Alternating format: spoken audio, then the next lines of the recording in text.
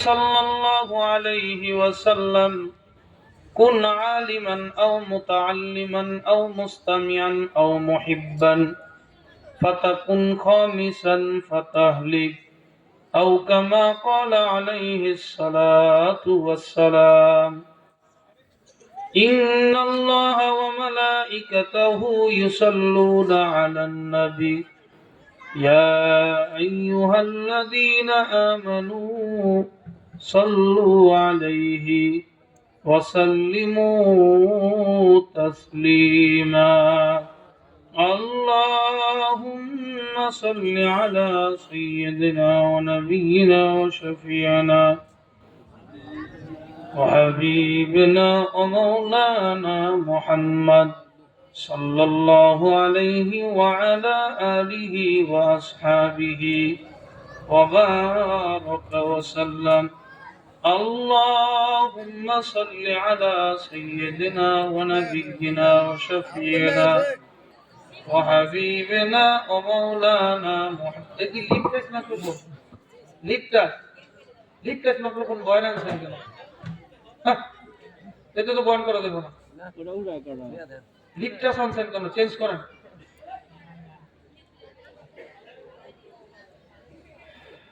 সাল্লাল্লাহু আলাইহি ওয়া আলা আলিহি ওয়া আসহাবিহি ওয়া বারাকা ওয়া সাল্লাম। আউযু বিল্লাহি মিনাশ শাইতানির রাজীম। বিসমিল্লাহির রহমানির রহিম। ফরিকুম ফিল জান্নাতি ওয়া ফরিকুম ফিস সাঈর। সাদাকাল্লাহু মাওলানা আযীম।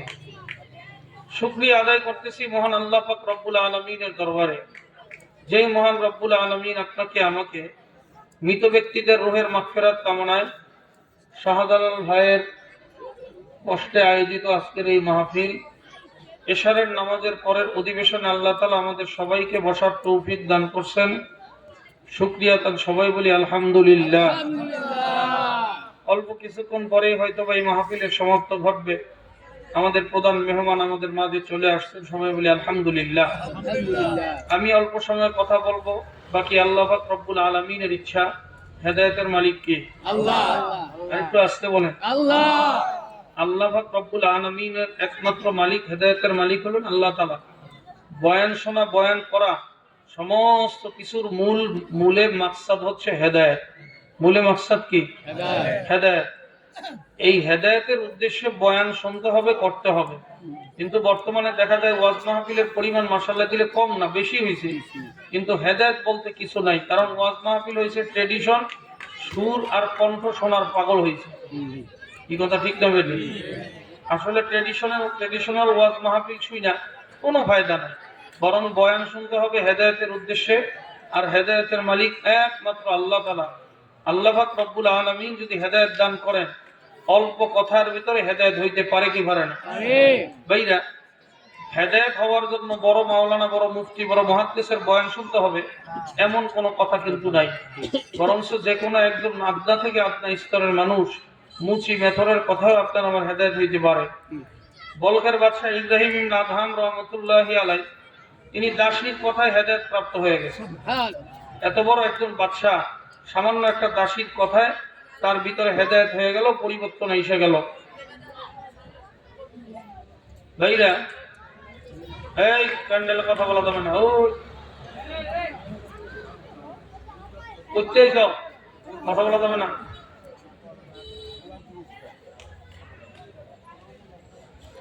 মাহফিল তো অনেক বড় হয়েছে, কিন্তু মানুষও আইছে বেশি।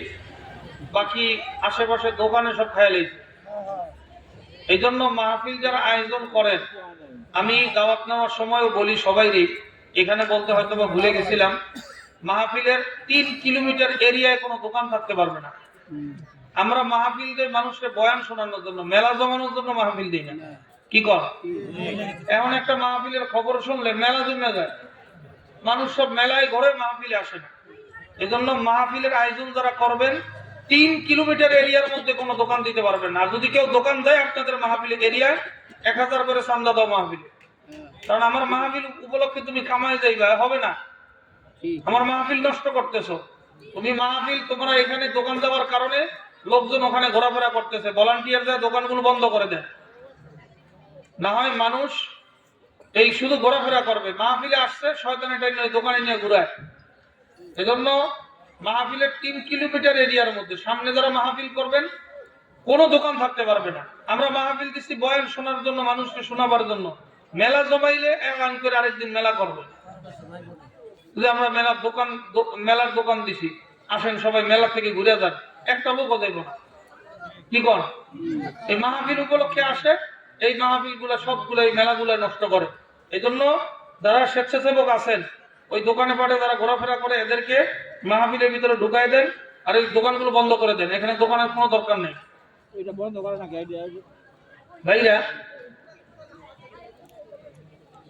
আমি অল্প সময় কথা বলবো, বাকি আল্লাহ পাক রব্বুল আলামিনের ইচ্ছা। আল্লাহ যদি হেদায়েত দেন অল্প কথায় দিতে পারেন। বলখের বাদশাহ ইব্রাহিম বিন আদহাম রহমতুল্লাহি আলাই দাসীরে বলে, দাসী আমি এখন সফরে রওনা করতেছি, রাত্রে আসতে গভীর রাত্রে হবে, বিছানা রেডি রাখবা। ঠিক আছে হুজুর, বিছানা রেডি থাকবে। দাসী চিন্তা করে 30 বছর যাবত এই বাড়িতে দাসীগিরি করি, সুযোগ তো হয় না, আজকে একটা সুযোগ পাইছি। এত সুন্দর বিছানার মধ্যে সে ঘুমায়, আসলে শুইতে কেমন লাগে একটু টেস্ট করে দেখি। বিছনা কইরা শুইছে। দাসী তো জীবনে এরকম নরম বিছানায় ঘুমায় নাই, শোয়ার সাথে সাথে ঘুমাই গেছে। ঘুম কি ঘুম, গভীর ঘুম। বাদশাহ এসে দেখে শাহী বিছানার মধ্যে দাসী ঘুমায়।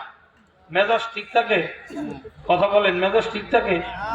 বাদশাহ তখন চাবুক নিয়া ওই ঘুমন্ত দাসীরে সাত সাত করে কয়েকটা পিটান লাগাই দিল। এমন পিটান পিটাইল, দাসী ঘুম থেকে উঠা একবার হাসে আর একবার কান্দে। পাগল টাগল হয়ে গেলে নি, একবার হাসো আর একবার কান্দো, ব্যাপার কি? মারছি, হয় হাসবি না হয় কান্দবি। একটু হাসে আবার একটু কান্দে, আবার একটু হাসে আবার একটু কান্দে, কি ব্যাপার কি? দাসী বলে, ওরে বাদশাহ আপনি আমার মনিব, আমি আপনার দাসী। এই বিছানার মধ্যে ঘুমাবার জন্য আপনার কোনো অনুমতি নাই। আপনার অনুমতি ভঙ্গ করে আমি এই বিছানায় ঘুমাইছি। হয়তোবা হিসাব অনুযায়ী 5 মিনিট 10 মিনিট আমি ঘুমাইছি। এই 5টা মিনিট ঘুমাবার কারণে আপনি কতগুলো পিটান আপনি আমাকে চাবুক দিয়ে দিলেন। এই জন্য আমি হাসি। পিটাইলে মানুষ হাসে নাকি? বলে হ্যাঁ। এর জন্য কবরে আমার কোনো শাস্তি হবে না, আসরে আমার কোনো শাস্তি হবে না। ওরে বাদশাহ রে, কিন্তু আমি চিন্তা করে আপনার মায়ায় কাঁদতে আছি, কারণ আপনি তো এই বিছানার মধ্যে ঘুমান। আপনারও তো একজন মালিক আছে, আল্লাহ। আপনি আপনার মালিকের হুকুম অমান্য করে এই বিছানার মধ্যে ঘুমান। আহারে, কিয়ামতের ময়দানে আমার মাওলার হুকুম অমান্য করার কারণে খবরে আপনার ফেরেশতা কত গুর্জ দিয়ে পিটাবে। আহারে, হাসরের ময়দানে কত আপনার জাহান্নামের আগুন সহ্য করতে হবে। আমি আপনার মায়ায় কান্দি, আপনিও তো আপনার মালিকের ভুল্লাই বিছানায় ঘুমাইছেন। ফজরে যখন মুয়াজ্জিন আযান দেয়, ওই ফজরে মুয়াজ্জিন আযান দেওয়ার সময় আপনি মসজিদে যান না, মালিকের হুকুম লঙ্ঘন করে ঘুমান। ওরে বাদশাহ, আমি আপনার মায়ার মহাব্বতে কান্দি। এক কথায় বাদশার ভিতরে এমন ভাবে পরিবর্তন আইসা গেল ভাইরা। বাদশাহ বলে, আহারে আমি এই দুনিয়াদারি দিয়ে করব কি, আর বাদশাহী দিয়ে আমি করব কি? আহারে, এই বাদশাহী তো দেখতে না দেখতে শেষ হইয়া গেল। আল্লাহ ভাইরে, এক কথায় দাসীর ভিতরে পরিবর্তন আইসা গেল। এই জন্য আমার ভাইদেরকে বলবো, এলাকার মুসলমান ভাইদেরকে বলবো, আজকের এই মাহফিল দোকানদারির মাহফিল না, মেলা হাট বাজারের মাহফিল না, কোরআনের মজমা। এই কোরআনের মজমায় যারা আসছেন, আশেপাশের দোকান এগুলো সব শয়তানের আড্ডাখানা। এই শয়তানের আড্ডাখানা সারিয়ে এই মাহফিলের মধ্যে জান্নাতের বাগানের মধ্যে আইসা যান। জান্নাতের বাগানের মধ্যে আইসা যদি আল্লাহর ফজল করমে বসতে পারেন, আল্লাহ পাক রব্বুল আলামিন আপনাকে দুনিয়া এবং আখিরাতে কামিয়াবি দান করবেন। আর যদি দোকানে ঘোরাফেরা করেন দোকানদারি পাবেন, আল্লাহ তাআলাকে পিছিয়ে পাবেন না। আল্লাহর বান্দারা, পর্দার আলের মা বোনেরা, খুব ভালো করে বোঝা লাগবে, কারণ চক্ষু চিরতরে বন্ধ হয়ে গেলে আর বোঝার সুযোগ আর শক্তি থাকবে না। আমি আপনাদের সামনে পবিত্র কোরআনুল কারীমের সূরা হুজুরাতের 4 এবং 5 নম্বর আয়াত থেকে আমি তেলাওয়াত করছি। তেলাওয়াতকৃত আয়াতের সমন্বয়ে ইনশাআল্লাহ কোরআন হাদিস থেকে কিছু কথা বলার চেষ্টা করব। বাকি আল্লাহ পাক রব্বুল আলামিনের ইচ্ছা। হেদায়েতের মালিক একমাত্র আল্লাহ। আল্লাহ তাআলা যদি কাউকে হেদায়েত দান করে, দুনিয়ার কেউ তাকে গোমরা করতে পারবে না। আল্লাহ যদি কাউরে গোমরা করে, দুনিয়ার কেউ তারে হেদায়েত দিতে পারবে না। কথা ঠিক না বেঠি? একজনকে আল্লাহ হেদায়েত দিয়েছে, দুনিয়ার কারো শক্তি আছে তারা গোমরা বানাবার?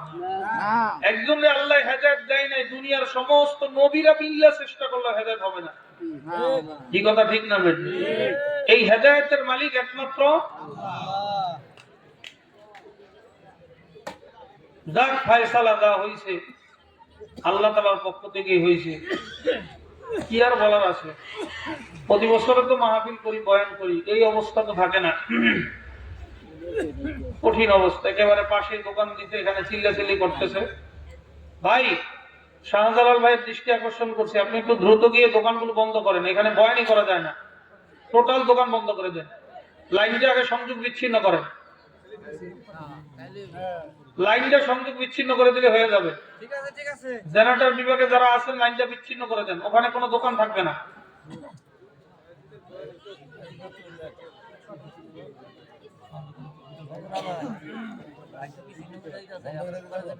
বড় সমস্যা।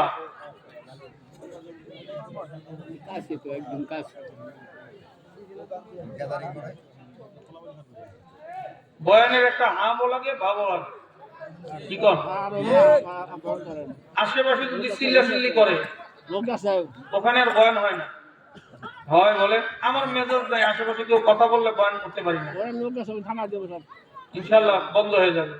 তো জিকির করি আর সামনে আগাই। লা ইলাহা ইল্লাল্লাহ, লা ইলাহা ইল্লাল্লাহ, লা ইলাহা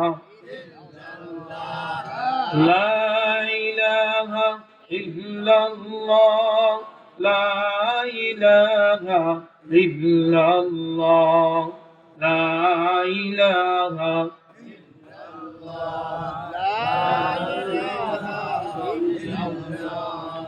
লা ইলাহা ইল্লাল্লাহু মুহাম্মাদুর রাসূলুল্লাহ। পড়েন সাল্লাল্লাহু আলাইহি ওয়াসাল্লাম।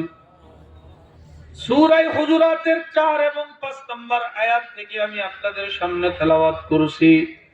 আল্লাহ পাক রব্বুল আলামিন সূরা হুজুরাত কেন নাযিল করলেন? 4 এবং 5 নম্বর আয়াতের একটা কারণ আছে। কি কারণে আল্লাহ তাআলা নাযিল করলেন?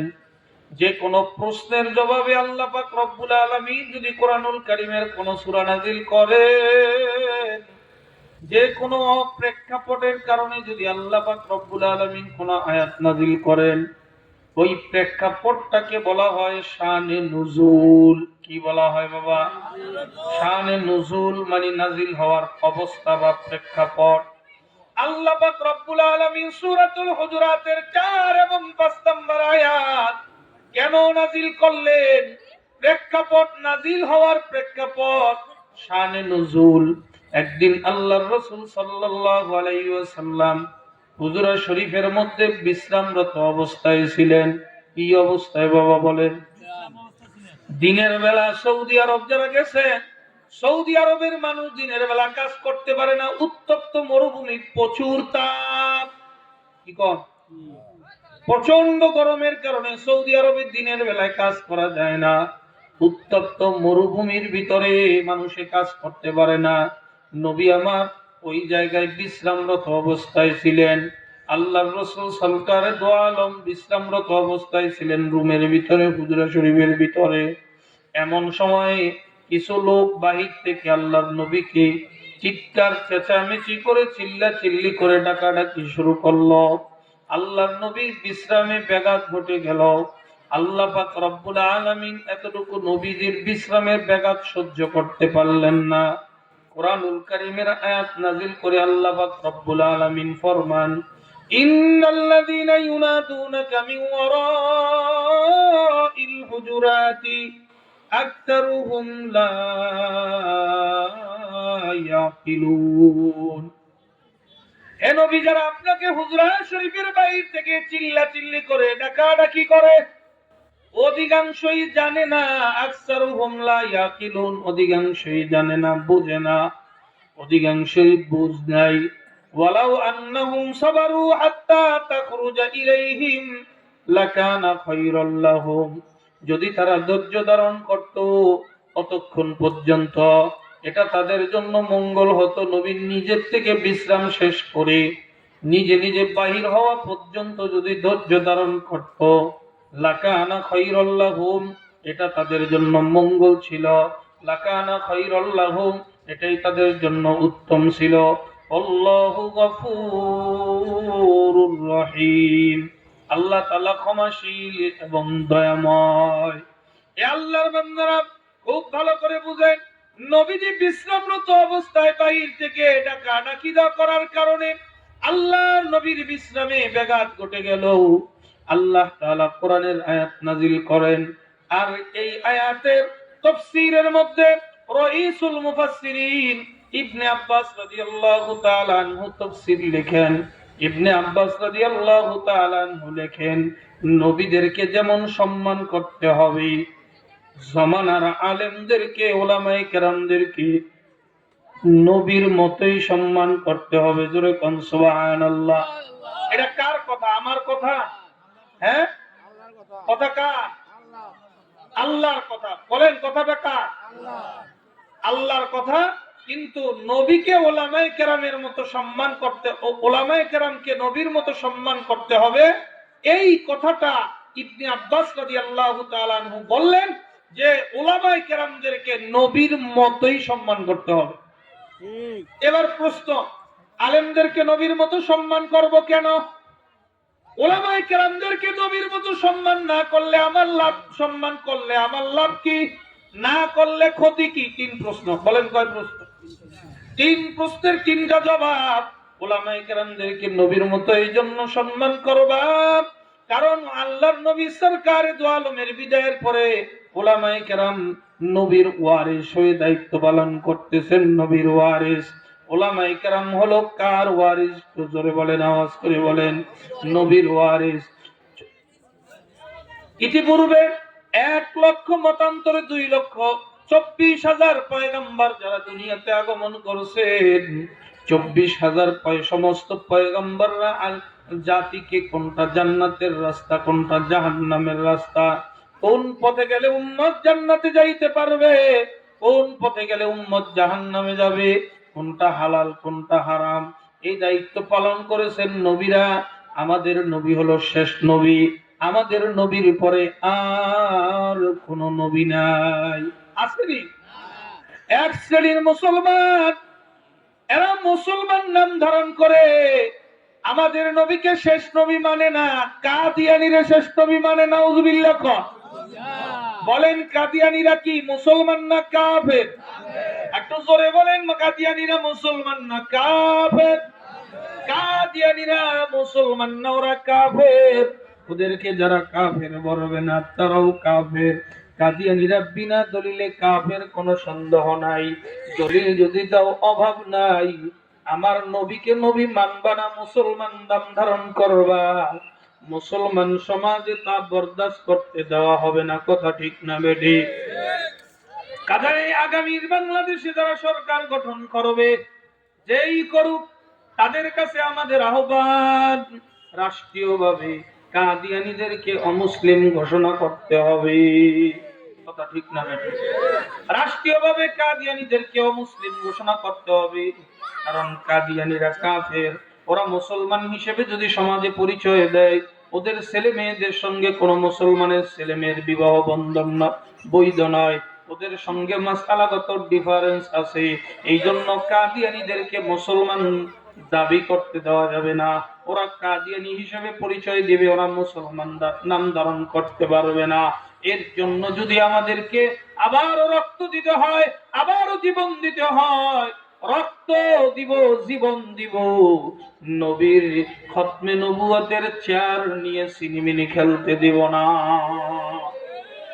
কি কর? এটা রাজনৈতিক দাবি না ইমানের দাবি? কথা কয় না। প্রত্যেক মুসলমানের ইমানের দাবি। আওয়ামী লীগ যারা করত, এরাও নবী হিসেবে স্বীকার করে মুহাম্মাদুর। যে সমস্ত ভাইয়েরা বিএনপি করতেছেন, ওনাদের নবীকে কথা কয় না, কথা কয় না। আচ্ছা, নবী নিয়ে কোনো কিলাকিলি আছে বাংলাদেশে আছে? তাইলে আওয়ামী লীগের ওনারাও নবীকে মুহাম্মাদুর রাসূলুল্লাহ নবী হিসেবে স্বীকার করে। বিএনপির ভাইরা করে, জামাত ইসলাম করে, ইসলামী আন্দোলন বাংলাদেশ করে, অন্যান্য দল করে, সবাই করে। যদি সবাই নবীকে নবী হিসেবে স্বীকার করে, তাহলে নবীর ইজ্জত রক্ষার্থে আন্দোলনটা সবার পক্ষ থেকে হওয়ার দরকার। নবীরে নিয়ে সিনিমিনি খেলে সবাই যদি কথা না বলে, বুঝবেন এটা নবীর ভণ্ড উম্মত। কি উম্মত? আমার বাপের কেউ গালি দিলে আমার সমস্ত ভাইয়েরা আমি সহ বাপের গালের প্রতিবাদ করব। আমার বাবাকে কেন গালি দেওয়া হলো? আমার নবীকে গালি দেওয়া হয়, নবীর খতমে নবুয়তের চেয়ার নিয়ে সিনেমিনে খেলা হয়, আর বাংলাদেশের এক শ্রেণীর মুসলমান কথা কয় না। কি কয় দিলে কইরা কোনো লাভ আছে? কোনো লাভ নাই। আরে লাভ আছে না নাই? এই ময়দানের আন্দোলনের কারণে ফ্যাসিস্টরা পলায়ন করতে বাধ্য হয়েছে। ময়দানের আন্দোলনের কারণে, পীর সাহেব চরমনের আন্দোলনের কারণে ঢাকার হাইকোর্ট থেকে মূর্তি সরাতে বাধ্য হয়েছে। পীর সাহেব চরমনের আন্দোলনের কারণে বাংলাদেশে সেকুলার শিক্ষানীতি বাস্তবায়ন করতে দেওয়া হয় নাই। এই মুসলমানদের আন্দোলনের কারণে এখনো বাংলাদেশটা নাস্তিকরা দখল করতে পারে নাই। আন্দোলন করে হবে কি? মানে হবে কি? তুমি বোঝো না? বোঝো না হবে কি? আওয়াজ দিলেই বাতিলরা ভয় পায়। কুলজা আল হক ওয়াজহাকাল বাতিল। হক আসলে বাতিল পলায়ন করতে বাধ্য। কথা ঠিক না বেঠি? তাইলে ইবনে আব্বাস রাদিয়াল্লাহু তাআলা আনহু বলেন, উলামায়ে কেরামদেরকে নবীর মতো সম্মান করতে হবে, কারণ নবী নাই, নবী আর আসবে? কথা কয় না। নবীজি আর দুনিয়াতে আসবেন না। নবীর পরবর্তী দায়িত্ব পালন করতেছেন উলামায়ে কেরাম। আপনি কোনটা জায়েজ কোনটা না জায়েজ এই ফতোয়া কে দেয়? কথা কয় না। কিন্তু বর্তমানে জাহেলও ফতোয়া দেওয়া শিখছে, আছে না নাই? জাহেলরাও ফতোয়াবাজি করে, জাহেলরাও জানে না কিছু, অসুবিধা নাই, আছে না নাই? না না, গোমরা হতে হবে, পথভ্রষ্ট হতে হবে। এই জন্য উলামায়ে কেরাম হলেন জাতির রাহবার। আলেমরা মানুষদেরকে কোনটা জান্নাতের রাস্তা কোনটা জাহান্নামের রাস্তা এটা দেখায় দিবে। আলেমরাই মানুষদেরকে কোন পথে গেলে মানুষ জান্নাতের রাস্তায় চলতে পারবে, কোন পথে গেলে জাহান্নামের রাস্তায় জাহান্নামে যেতে হবে, এই রাস্তাটা দেখাবার একমাত্র দায়িত্ব উলামায়ে কেরাম। উলামায়ে কেরামরা এই জন্য এই দায়িত্বটা পালন করতেছেন। আপনার আমার মসজিদের ইমাম বলেন, সবাই এই দায়িত্ব পালন করতেছেন। সূরাতুল হুজুরাতের 4 এবং 5 নম্বর আয়াতের ব্যাখ্যায় লেখেন, উলামায়ে কেরামদেরকে নবীর মতো সম্মান করতে হবে। এইটা গেল একটা ব্যাখ্যা। কিন্তু নবীর মতো সম্মান করতে হবে কেন? একটা উদাহরণ দিলে বুঝতে পারবেন। একটা ছোট্ট ছেলে 5 বছর 6 বছরের বাচ্চা রেখা তার বাবা দুনিয়া থেকে বিদায় নিয়ে চলে গেল। মাঝে মাঝে ফেসবুকের মধ্যে দেখি শাহজালাল ভাই এতিমদেরকে আপনার বিভিন্ন জিনিস বিতরণ করতেছে, এতিমদেরকে শাহজালাল ভাই বিভিন্ন সহযোগিতা করতেছে। আল্লাহ ভাইয়ের হায়াতের মধ্যে বারাকাত দান করেন, জোরে কোন আমিন। আরো জোরে কোন আমিন। অসহায় মানুষের বাড়িতে, যার বাড়িতে পানির ব্যবস্থা নাই, টিউবওয়েল পুঁতে দেয়। এ আল্লাহর বান্দারা, এগুলো সব সদকায়ে জারিয়া নেক কাজ নাকি গুনার কাজ? শাহজালাল ভাই যদি চিন্তা করত, না না না, আমি মানুষের সহযোগিতা করব না, কতই তো এই লাইনের লোক আছে বাড়িতে উল্টা পাল্টা অনুষ্ঠান নাচ ড্যান্সের আয়োজন করে, আছে না না? হ্যাঁ, যদি করতো আপনার আমি বাধা দিয়ে রাখতে পারতাম না, পারতাম? কারণ করলে এই লাইনেও এর পক্ষে লোক থাকতো। কি কথা ঠিক না বেঠি? এই জন্য ভাইয়েরা, আল্লাহ ওনার বুঝকে পরিপূর্ণ দ্বীনের পক্ষে রাখুক। জোরে কোন আমিন, আরো জোরে কোন।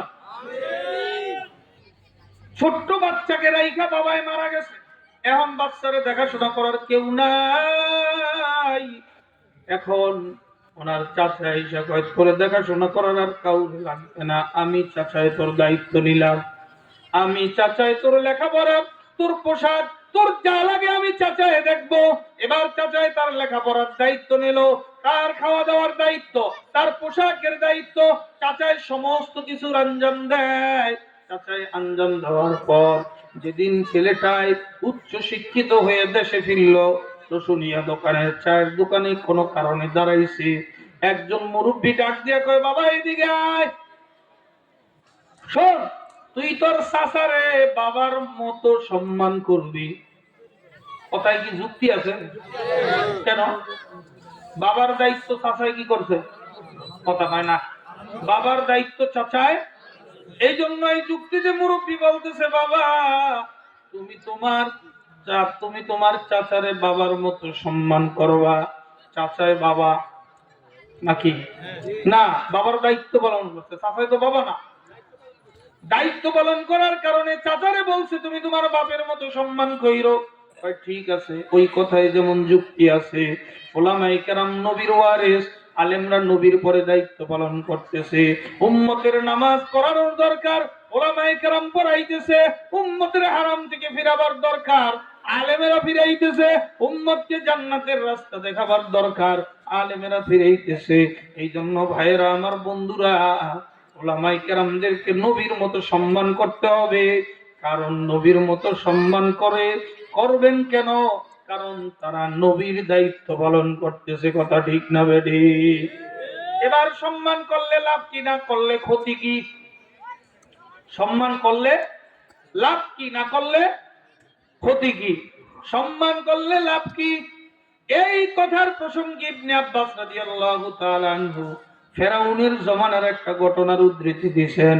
ফেরাউন স্বৈরাচার, একজন স্বৈরাচার শাসক ছিল। ফেরাউন একজন জালেম শাসক ছিল। ফেরাউন ইনসাফগার না জালেম? কথা বলেন, ইনসাফগার না জালেম? ফেরাউন কিয়ামত পর্যন্ত সমস্ত জালেমরে সবক দিয়া গেছে, জুলুম করে কেউ ক্ষমতায় বেশি দিন টিকতে পারে না। ফেরাউনের সরকার গঠন করার আগে ফেরাউনের চাঁদাবাজ ছিল। কি ছিল বাবা? ফেরাউনে যখন সরকার গঠন করে তার আগে চাঁদাবাজি করত। কি চাঁদাবাজি? তরমুজের ব্যবসা লইয়া আইসে, তরমুজ বিক্রি করবে, ব্যবসায় লস খেয়া কয় কি করব, গেছে যে একটা কবরস্থানের জানাজা, কবরস্থানে বাদশাহী কবরস্থান, ওখানে কবরে যাইয়া চাঁদাবাজি শুরু করছে। এখানে লাশ দাফন করতে হইলে ট্যাক্স দিতে হবে, লাশ দাফন করতে হইলে ট্যাক্স দিতে হবে। হঠাৎ সবার থেকে খায় খায় খায় খায়, খাইতে খাইতে সুরের 10 দিন গৃহস্থের ধরা খায়নি, খাইছে ধরা। ফেরাউন বাদশার রাজকীয় একজন লোক মারা গেল, বাদশা মারা গেল, দাফন করতে আসছে, হের কাছেও কি যায়?